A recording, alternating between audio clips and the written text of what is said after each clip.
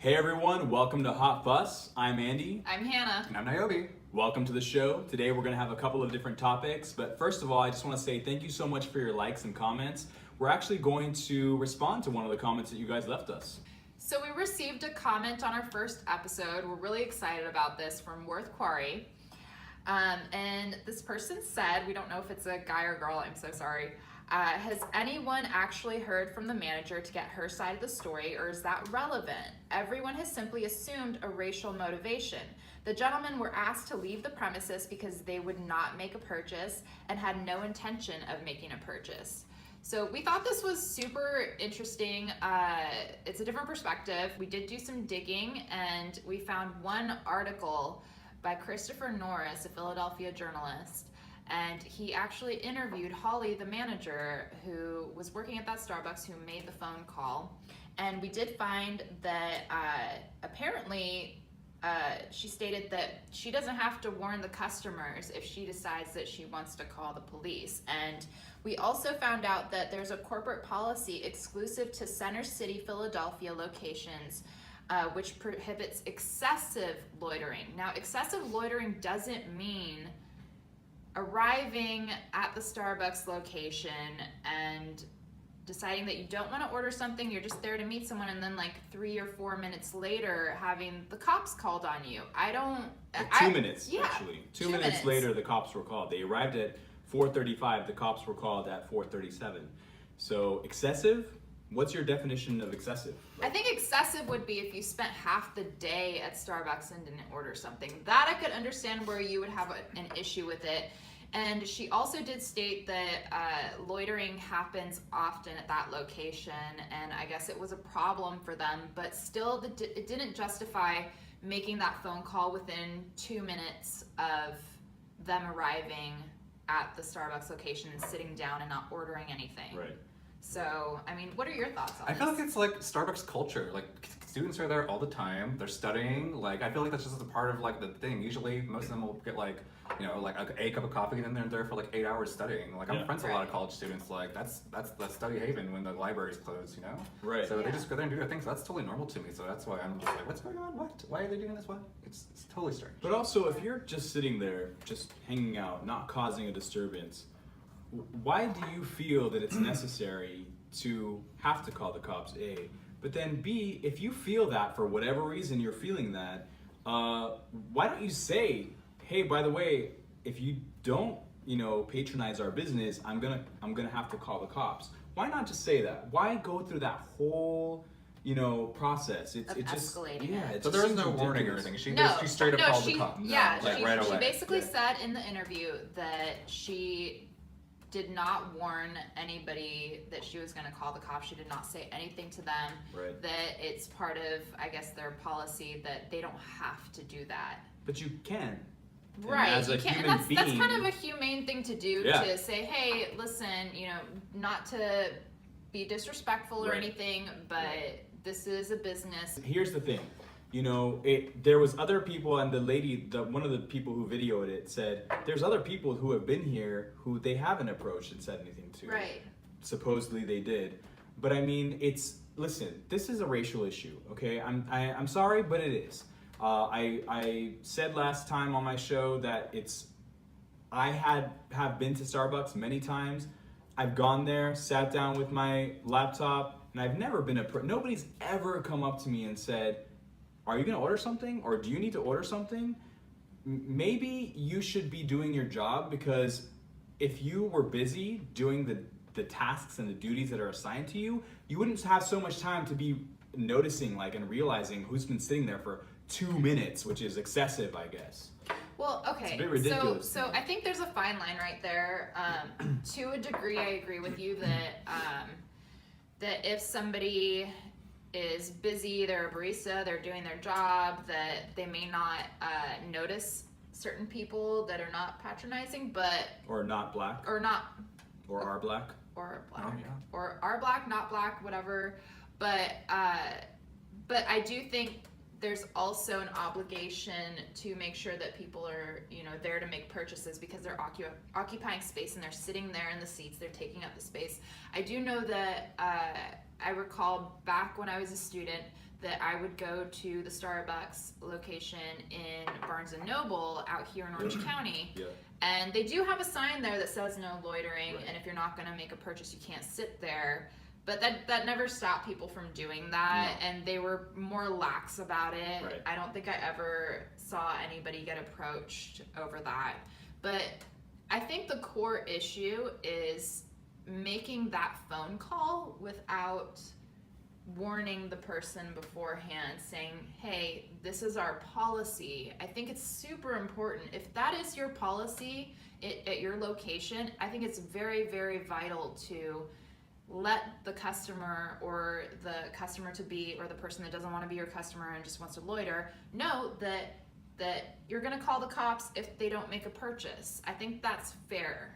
How many times have you guys been to Starbucks where you just, you know, make yourself comfortable, you just want to find a little spot, maybe in a few minutes, 10, 15 minutes, you'll order something, maybe you're waiting to meet somebody so you don't order right away, and you just sit there and just chill. Right. Like, isn't Yeah, that, no, that's don't- totally happening. That's not normal. Yeah. That's what I said earlier. That's like Starbucks culture to me. People Right. just sitting around like chit-chatting, Right. like having a cup of coffee most Right. of the time. Regardless of the city. I know that that's a Philadelphia policy, I believe, right? Is that specific to Philadelphia? It was specific to Philadelphia, that policy. It's not specific to Starbucks as a whole, I don't think. Supposedly, the manager, Holly, who refuses to give her last name for good reason, because she'd probably be stalked on, on different websites from people. Death threats, I'm sure. I'm sure. It could be crazy. But supposedly, she had been chased around the Starbucks by customers who she In asked another incident. to leave. Yeah, and not this incident, but a different incident. Oh, God. Which I can't even. I'm not calling her a liar, but I think she's a liar. I just think like I'm sorry, but it's ridiculous. So anyway, long story short, this turned into like a whole thing. We love that you commented. We're super Yes. stoked about it. We did research and we followed up on it, and this is what happened. So that's my opinion. That's my view. Anything else you want to say about it?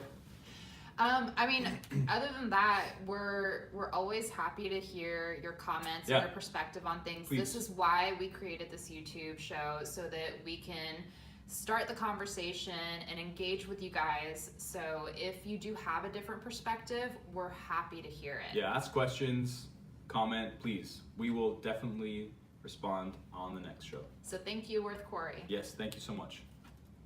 Our artist of the week is Adam Smith, a multi-talented LA-based musician and DJ who just released a solo EP on April 20th through Freshly Squeezed Music.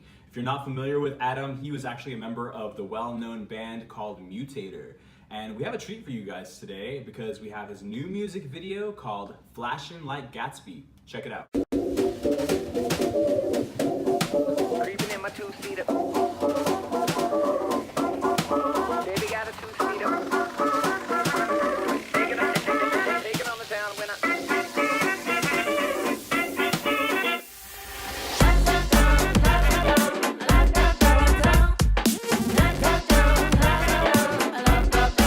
don't wanna talk about it.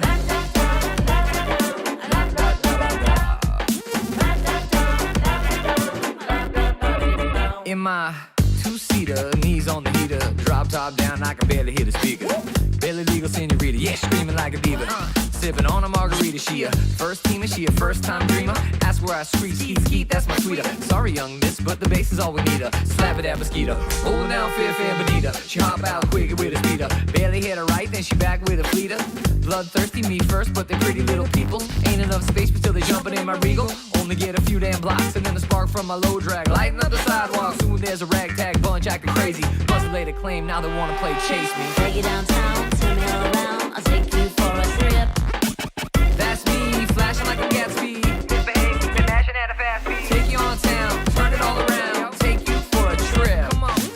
That's me, flashing like a Gatsby. Misbehave, keep it mashing at a fast speed. On my tail like I'm with it, they wanna go and get it. Might be riding low, but yo, you rolling in the Civic. Divots in the street, dip and a blind straight pops out the seat. Blood in the streets, best to tuck and roll, baby.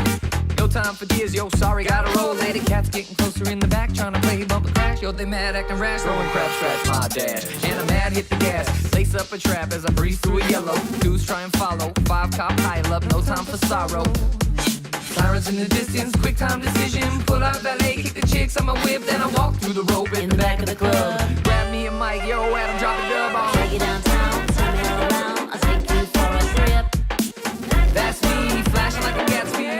Baby, keep it mashing at a fast speed. Take you on the town, turn it all around, take you for a trip. That's me, flashing like a Gatsby. Behave, keep it mashing at a fast speed.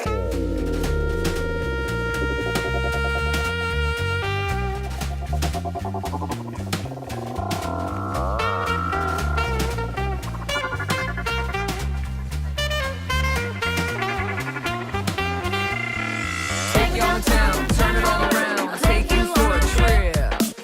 That's me, flashing like a Gatsby. Misbehave, I keep it mashing at a fast speed. Take you on the town, turn it all around, take you for a trip. That's me, flashing like a Gatsby. Misbehave, keep it mashing at a fast speed. Da da da, la la da, da da da da da. I don't wanna talk about it. I don't wanna talk about da da da, la la da, da da da da da.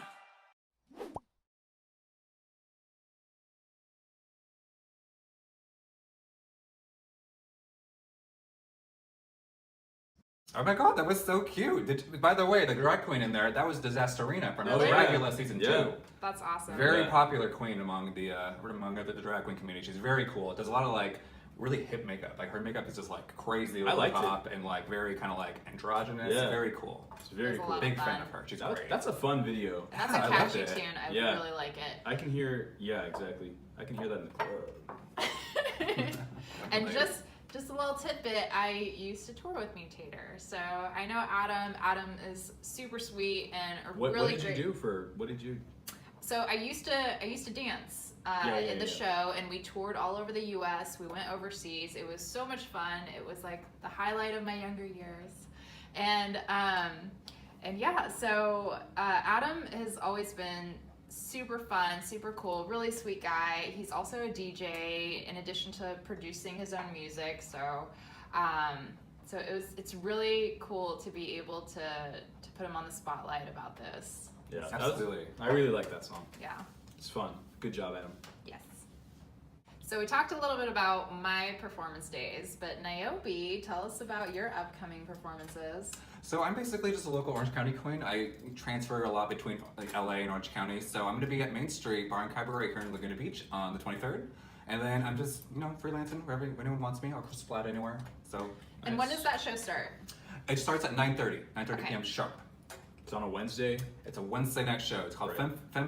Femmes Fatales. Super fun. Yes, hosted by Wilhelmina Caviar, one of the fishiest queens in Orange County. Yes, she is. She's amazing. Love her. And we will also be there. Yes. Yes. Oh, show up early for bingo. You guys like gay bingo? It's fun. Yeah. Okay. Drag queen bingo. is There's more Drag fun. Queen Yes. Bingo hosted by Andorra, who will be there, who's How come amazing. I didn't know about this? It is amazing. You're out of It's the so loop. much fun.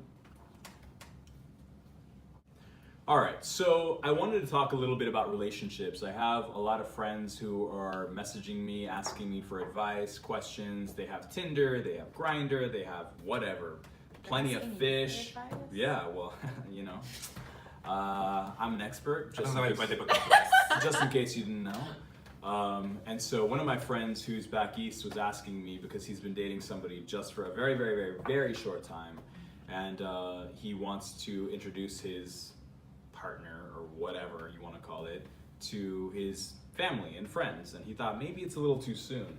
So what do you guys think? Like, is there a time limit? Should we say a year, a month, a day? Like, how long does it take before you say, okay, meet the parents, basically? I think that's like You know? a feeling thing. You can't really. It really put, is, yeah. Yeah, you can't put a very specific timeline on it of like, okay, in 6 months, I'm going to introduce this person to my family. It's more Right. like, this feels right. Being with this person feels right.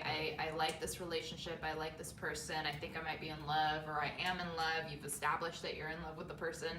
And the idea of bringing them into your family and introducing your family to them shouldn't make you nervous. It should make you excited. Well, I think that's the key. Are you guys in relationships right now? Yes. I am not. I'm single. Yes and no. So when did you introduce your family or your person to your family? Or have you?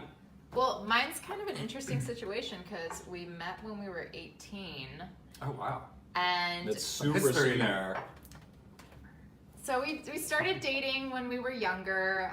We started out as friends, and after a few years, we started dating, and we dated for about 2.5 years, I think. And then we broke up because we were both college kids figuring life out, and we basically Being slutty.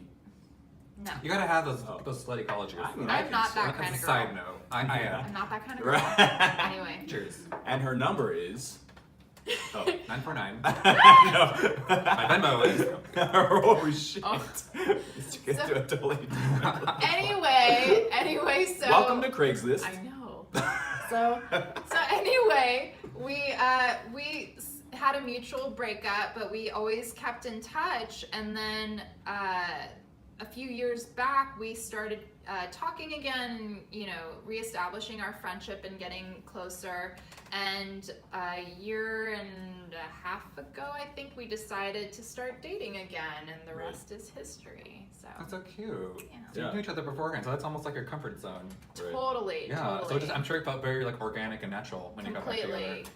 And I think that's a really good way to start out relationships, to start with a, Like a solid friendship. Yeah. before you just jump in the sack with somebody that you don't know. I know everyone's different and every situation's different, but Well, it's funny it's that you about say that trust. because I have one of my friends who said, because I have different friends who have different opinions and different, perceptions of what a relationship should be. Of course. And for him, he has a lot of rules.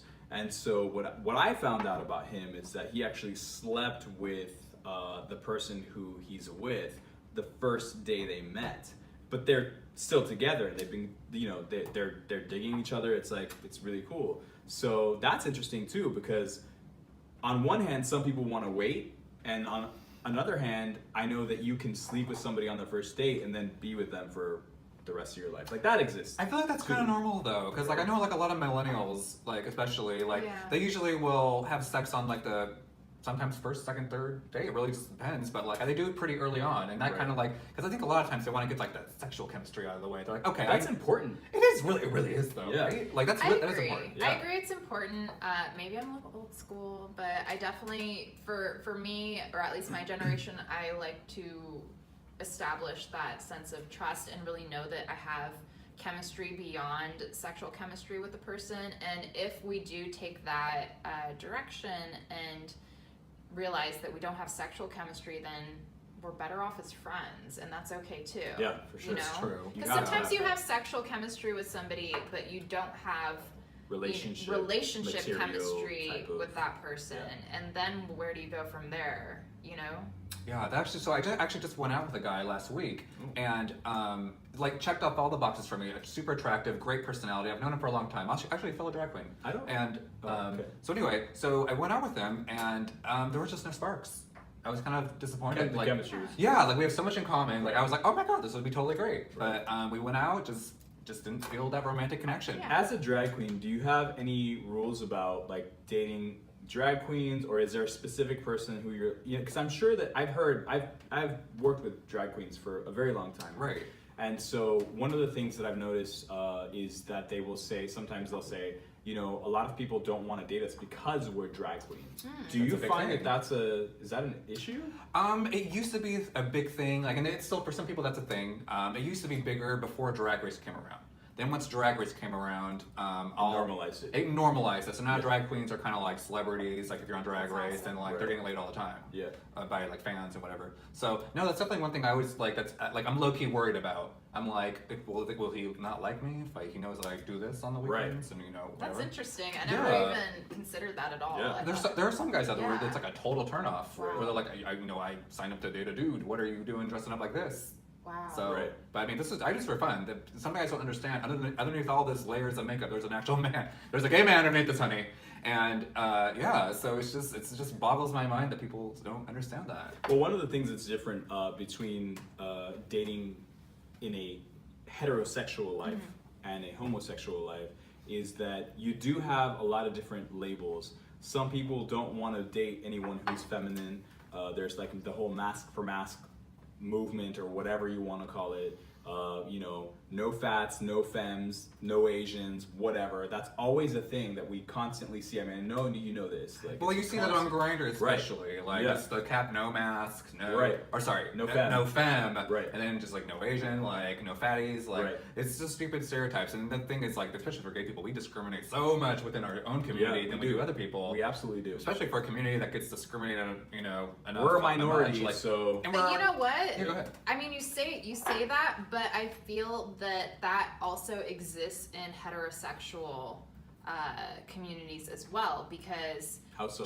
because they don't say it. They don't say it, but it's still happening. Like, give me an example. Like guys that won't date Asian girls, or girls that don't date Indian guys. That happens. It's very common, and there's actually a ton of articles about stuff like that. Right. Because it's not spoken about, and it's not something that, like, maybe on Grindr they vocalize that up front. I'm not into this. I'm not into that, and that's a world that men thrive in. But heterosexuals, there's a lot more layers to that onion, because you're dealing with Yeah. women and women's Right. feelings, and There's more you know, emotion yeah, involved.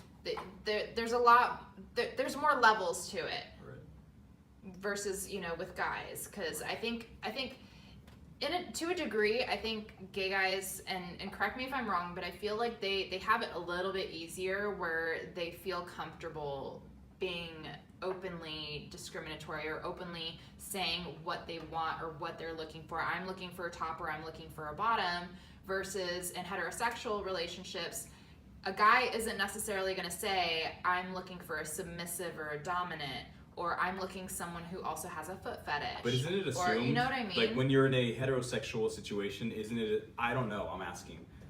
That isn't it assumed that the girl will automatically be the submissive one? No. No. No. That's why I'm gay.